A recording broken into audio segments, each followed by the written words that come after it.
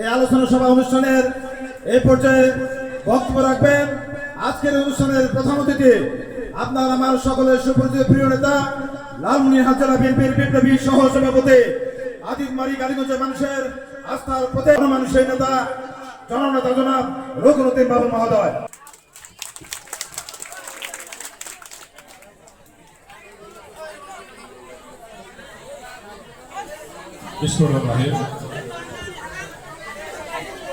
আজকে গাউসুল আজম বাইশ ভাজারি বরকতালীর চতুর্থ মৃত্যুবার্ষিকী উপলক্ষে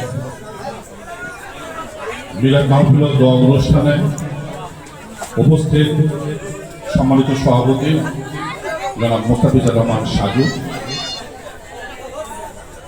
আমাদের মাঝে উপস্থিত আছেন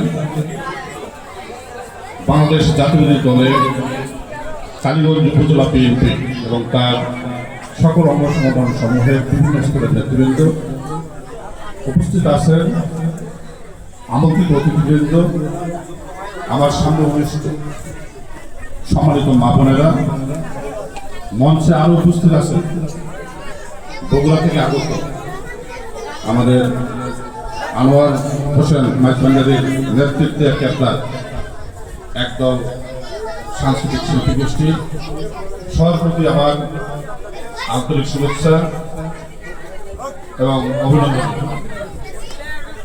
আমি প্রথমে ধন্যবাদ জানাচ্ছি যে এই বরকতালী মাইজভান্ডারি উত্তর সুবিধা এরকম একটি সুন্দর দোয়া অনুষ্ঠানের আয়োজন করার জন্য। তার কারণ যোগ্য উত্তরসূরি রেখে গেলে এটি সম্ভব হয়। যাই হোক,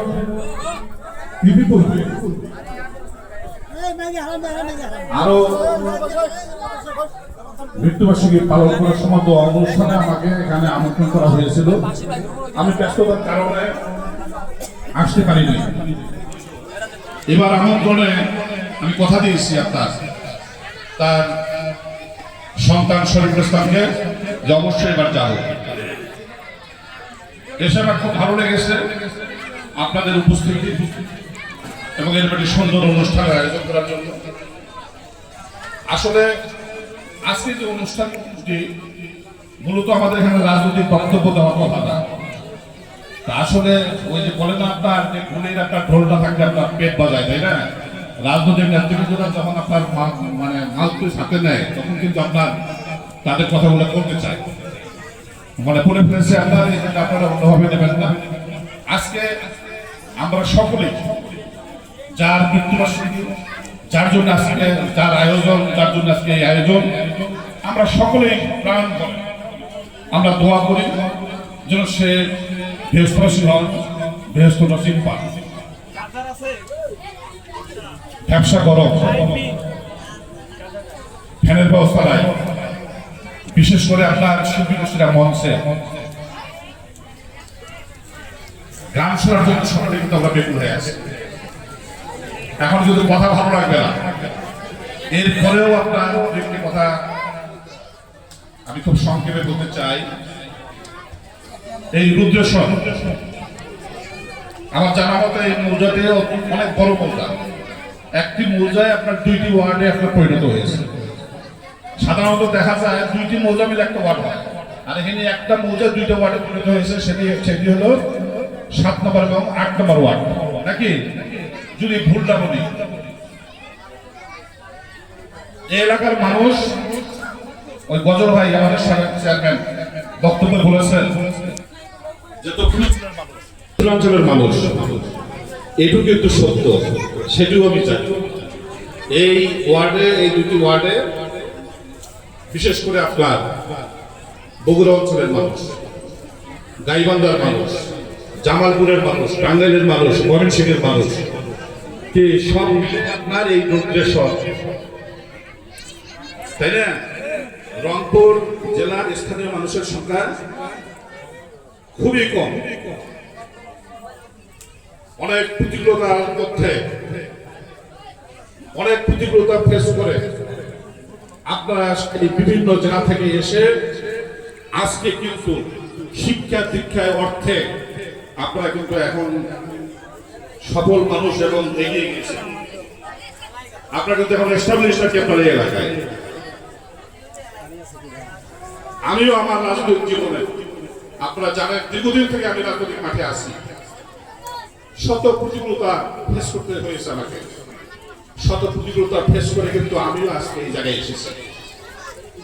2009 সালে আমি উপজেলা পরিষদ নির্বাচনে অংশগ্রহণ করেছিলাম।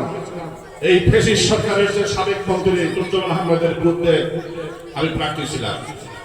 এই অঞ্চলের মানুষ আপনারা আমাকে যথেষ্ট সাড়া দিয়েছেন, যথেষ্ট সমর্থন দিয়েছিলেন, কিন্তু সেই মহাজোটের মহাবিজয় ছিল সেই সময়।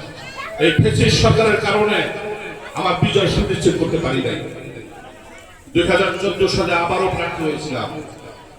আপনারা জানেন সেই উপজেলা ইউনো অফিসের সামনে রাত 2টা-3টা পর্যন্ত কিভাবে ফলাফল নিয়ে আপনার সিনেবেলি খেলা হয়েছে। সেই হেফাজত ইসলামের ন্যায় 10,000-এর ঊর্ধ্বের লোক সেদিন আমার সাথে ছিল। 4 স্তরের বাহিনী দিয়ে, আর্মি, পুলিশ, বিডিআর, র্যাব, 4 স্তরের বাহিনী দিয়ে সেদিন প্রকাশ্যে আপনার তারা গুলি করে কিভাবে মানুষকে তাড়িয়ে দিয়ে তারা আপনার আমার সেই বিজয় ছিনিয়ে দিয়েছে। সে কথা আপনারা আজও আমার মনে হয় ভুলে যাননি। সেই ক্ষতদাগ আপনাদের মধ্যে এখনো রয়েছে। আমি যদি সেদিন মনে করতাম, আমি যদি সেদিন বলতাম যে এই উপজেলার এক কিলো থাকবে না, থাকতো না, আমি জনগণের কথা ভেবেছি, আপনাদের কথা ভেবেছি, আপনাদেরকে আমি বিপদে ফেলে দিই নাই। আজ তো 2018 সালের নির্বাচন। এই নির্বাচনে আমি বাংলাদেশ জাতীয়তাবাদী দল ধানের শীষের প্রতীক নিয়ে এই অঞ্চলে আমি সংসদ সদস্য প্রার্থী ছিলাম। কি অবস্থা নির্বাচনের, কি পরিবেশ সেটিও আপনারা লক্ষ্য করেছেন। আমার কোন দলের নেতা কর্মী বাড়িতে ঘুমাইতে পারে নাই। ভোট সহ দূরের কথা, আমি যে প্রার্থী ছিলাম আমার নিজেরই আপনার নিরাপত্তা ছিল না। এইভাবে একটি অবস্থার মধ্যে আমি নির্বাচন করেছি। মাত্র 2-1 ঘন্টা ভোটের দেওয়ার সুযোগ পেয়েছিল কালীগঞ্জ আদিনবাড়ির মানুষ। এরপরও আমি প্রায় 80,000 ভোট পেয়েছিলাম এই আসনে। এটি একটি রেকর্ড সংখ্যক। আমি কৃতজ্ঞ। আমি আপনাদের আছি যে আপনারা এত শত প্রতিকূলতার মধ্যেও আপনারা আমাকে ভোট দিয়েছেন। আর সত্যিকার অর্থে যদি আপনার ভোট হতো দেন, সুষ্ঠু ভোট যদি হতো, ইনশাল্লাহ আমি লক্ষাধিক ভোটের ব্যবধানে আমি বিজয় লাভ করতাম। 5ই আগস্ট ফ্যাসিস্ট সরকারের পতন হয়েছে। আমরা একটা শান্তির নিঃশ্বাস আমরা নিতে পেরেছি। এইরকম ভাবে একটা আপনার একটা অনুষ্ঠানের আয়োজন করতে গেলেও কত পারমিশনের দরকার হতো, কত বাধা বিপত্তি। যখনই তারা আপনার ধর্মীয় কোনো আপনার অনুষ্ঠানের কথা দেখতো, সেখানে তাদের কাজ আলা দিত। আপনার মাইক ভান্ডারির গানের সাথে সাথে ধর্মীয় জ্ঞান দেয় তারা, ধর্মীয় আপনার অনেক জ্ঞানের চর্চা হয়, এগুলো কিন্তু তাদের সহ্য হতো না। আজকে সেখান থেকে আমরা মুক্তি পেয়েছি। আমি আপনাদেরকে আহ্বান জানাবো, ছোট ভাই শাহজাহান মাস্টার আপনাদের টাকার কৃতি সন্তান, সে দাবিগুলো রেখেছে। আমি দীর্ঘদিন থেকে যেহেতু আপনার এই অঞ্চলে রাজনীতি করি, আপনাদের সাথে নিয়ে চলি, আমি প্রত্যেকটা এলাকার প্রত্যেকটা ওয়ার্ডে ভৌগোলিক অবস্থান, ভৌগোলিক নকশা আমার জানা আছে। সত্যি কথা বলেছেন যে একটি মেইন রোড, এই রংপুরের রাস্তাটা ছাড়া কোনো ভালো একটি রাস্তা নাই যে এলাকার জনগণ আপনার সুন্দরভাবে যাতায়াত করবে।